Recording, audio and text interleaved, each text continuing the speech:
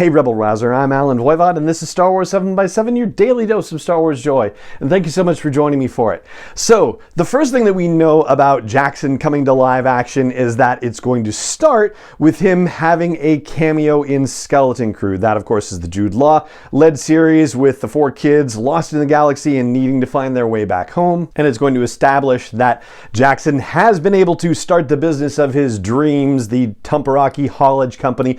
This ties it into the From a Certain Point of View collection of short stories that was released for The Empire Strikes Back. In there's a Jackson story written by Cavan Scott where Jackson goes to Cloud City to try to get Lando to invest in the haulage company as a brand new venture. Of course, Lando doesn't have time for dealing with that because Darth Vader and a bunch of stormtroopers just arrived on Cloud City. But jumping ahead 7 years into the Mandalorian timeline, yes, Jackson has managed to drum up the funds to start his haulage business and will cross paths with Jude Law and these kids in the series. We don't necessarily know who is going to play Jackson, but there are a couple of names kicking around. James Duval, I guess, is one of them potentially. What we do know, we can actually kind of infer from what we just saw in The Mandalorian with the arrival of Garazeb Zeb Orrelios. If you look in the credits, you'll see that Steve Blum,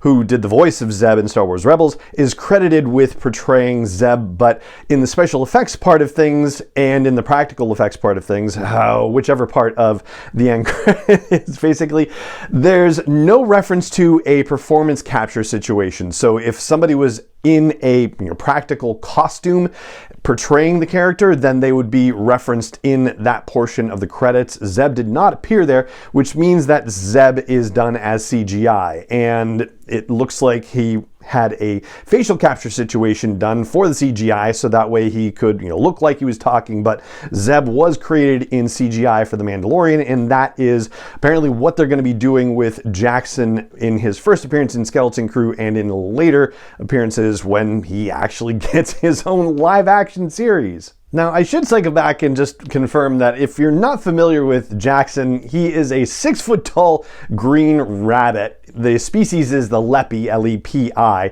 and he was initially created way back in, 1977-78 for the 8th issue of Star Wars Marvel Comics, the old original run, but he only appeared like a handful of times, I think in 5 or 6 issues in total. He was brought back into the new canon by Cavan Scott, who's a big fan of the character, and he's actually appeared more in the new canon already than he did in the entirety of the multiple decades of the expanded universe that's come before. He was a wisecracking smuggler then and now, even though he's trying to go straight now, as it were, with the opportunities that the New Republic may afford. But he's a little more down on his luck and vulnerable, I would say, by comparison to the previous iteration of him. So that's going to open the door for comedy and emotion.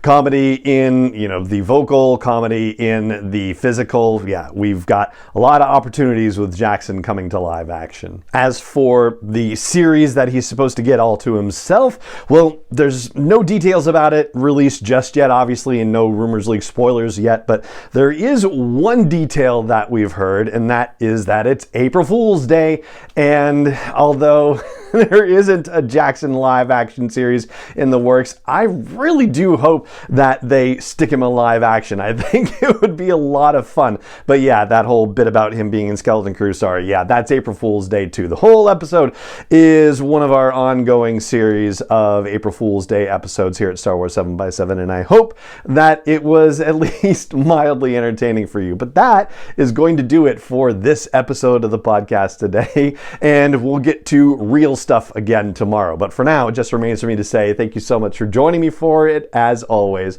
and may the Force be with you wherever in the world you may be.